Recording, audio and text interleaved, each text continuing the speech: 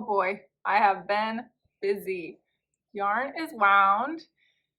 I have this highlighter neon yellowy green, which isn't quite showing up right in the camera, but it's very fluorescent or neon. And this beautiful pink. Those both are for the Stephen West Mystery Sock, which is a colorwork sock. Pink will be my main color, green will be the contrast. And my Yarn Hero cake is completely caked up. It is in the color Celebration, and I did look at the tag. It says it's a heavy fingering, 355 or 365 yards. I think it's a sport weight. Like, look at the difference between, if I can find a strand here, this and this one. Oops. Quite a difference, I would say. Anyway, the pattern calls for sport, I think, so it should be fine. Just as a refresher, these are the two colors that will be for the hat. Green will be the main color, and this will be the flowers of the Pressed Flowers hat. I think I did tell you, the Yarn Hero is called Celebration. There's the details. And the pink and green are both this KC hand dyed. I found this at Joann's when I was on vacation. Now it's not like indie dyer hand dyed, but I guess it's slightly nicer than like Patton's Croy or something commercial dyed. But the pink is called Hot Pink. That's fitting. And the neon one is called Acid Green. But anyway, I said I found those in Colorado. I checked my local store. They do not have them. So my local store does not really have much of anything. We used to have Patton's Croy. I don't have that anymore. There is literally no sock options. I used to love that because in a pinch, I could just run to the local big box store and pick something up. But no, that's not an option.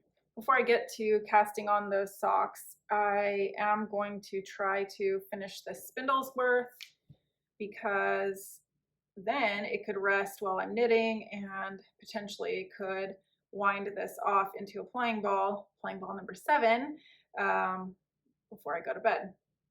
Ever since I tried that trick of the leg roll, I'm hooked. I mean, I was hooked before, but it just makes it even easier, faster, more efficient. All the things that are good for a craft that takes you a long time. So I feel like even though this is Tour De Fleece, this is like tour of Shauna's crafts, because obviously I'm not just spinning. I hope you're enjoying all the other stuff going on. Gross, I know, but I guess I'm going to air my dirty, not really laundry, dirty carpet, dirty floor. I did vacuum not that long ago, but that is what the robot vacuum picked up on its first run. As I said, I think this is supposed to hold 60 days worth, and I mean, obviously it's not compacted, but that's like half full, so I'm quite impressed, very happy, and so far worth the money. One thing that I found about spindle spinning is that I have been easier with letting these kinds of neps into my fiber. When I'm spinning on a wheel, I tend to stop and pick those kinds of things out. And I don't know what it is about this, but for some reason I'm mentally able just to kind of let it go. I'm not sure how I'm going to feel about it when I ply, or what the finished plied yarn, will be like, but it's kind of freeing to not be overly perfectionist about it, because that's how I tend to be. So I've heard many people say that kind of the goal of hand spun is not to recreate something that looks commercially spun. And while I can say I appreciate that, I also really appreciate my yarns to look good. So I guess to each their own. There it is, another spindle full finished. I don't know why this one seems more full, but obviously by weight it's correct. There, I guess it looks about the same. Maybe I just spun it a little bit further down the spindle? I don't know. The big reveal, 70 grams to go. Very exciting. I have been diligently working away on my Contrast Blast Mystery Socks by Stephen West, and I'm going to show you a little update, but in the rare chance that someone is still going to be spoiled by this and doesn't want to be, I will put a little spoiler warning. Look away, turn it off. I don't know. I'm about to show what I have so far. This is the cuff. I guess all the cuff really. I think we're about to get into the pattern section, but you can see it's kind of like the cuff just goes for a little joyride there. It does what it wants. I'm enjoying it so far. The knitting is very straightforward and simple. One little thing though, luckily I had seen some posts, messages, whatever, that the right sock, which is the one that you start with, actually starts with purl 2, knit 2, and so luckily if you screw that up, the left sock starts with knit 2, purl 2, and someone else I saw also just moved their beginning of the round by 2 stitches to make it work that way, but that could throw you off. I'm doing all of the cables without a cable needle. I can do 4-stitch cables, which is what these are, pretty easily. I don't think I could do anything bigger than that without a cable needle, but so far I don't need it. That's amazing because it really does slow you down. So hopefully my green will be added in here real soon and I'll give you an update. It is 12:30 in the morning, so I'm hoping before I go to bed I'll have a pretty good progress. I'd love to at least finish the right sock. It's not the whole sock, it's just the first clue, but I'm hoping.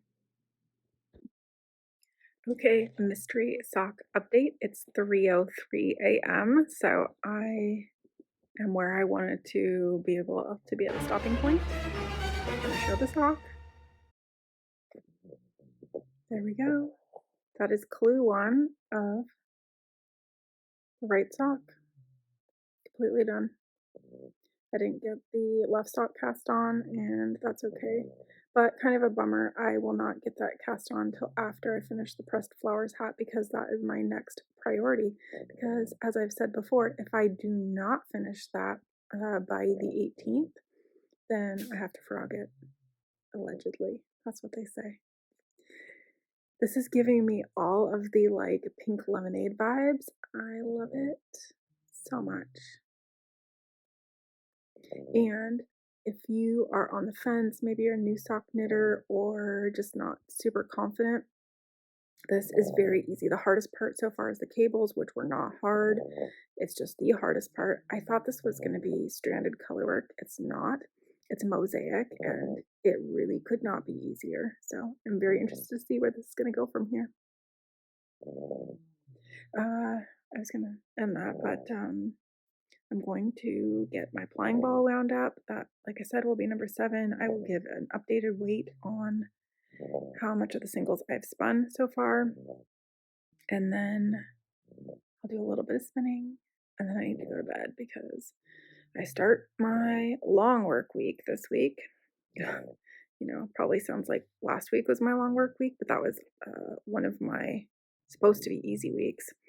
Basically, we have a 2-week rotation where 1 week we work just Wednesday and Thursday, 2 12-hour shifts. That's if we don't have court or something else going on.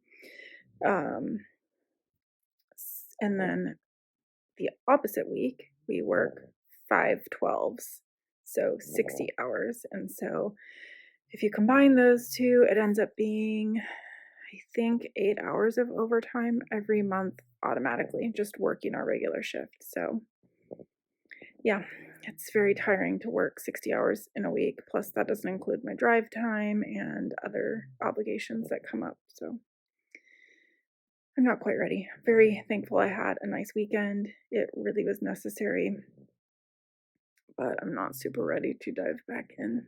So hopefully I get some good sleep today. I finished winding up my 7th plying ball, and this is getting more and more challenging. In fact, I don't know if I can do this. It'd be funnier if you could see me struggling. There we go. There is 7. That is 157.6 grams. I'm so excited about this. Can't even believe that I've done this much because it's a challenge for me to spin this much even on my wheel. So shocked. I'm going to get the 8th one started. Very exciting. And I will give you an update later.